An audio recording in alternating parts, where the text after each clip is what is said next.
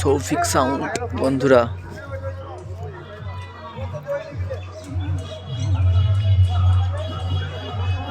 সৌফিক sound এখনো ready হচ্ছে, বাজিনি। সব 12টার সময় কম্পিটিশান আছে, বেরোবে রোড শোতে।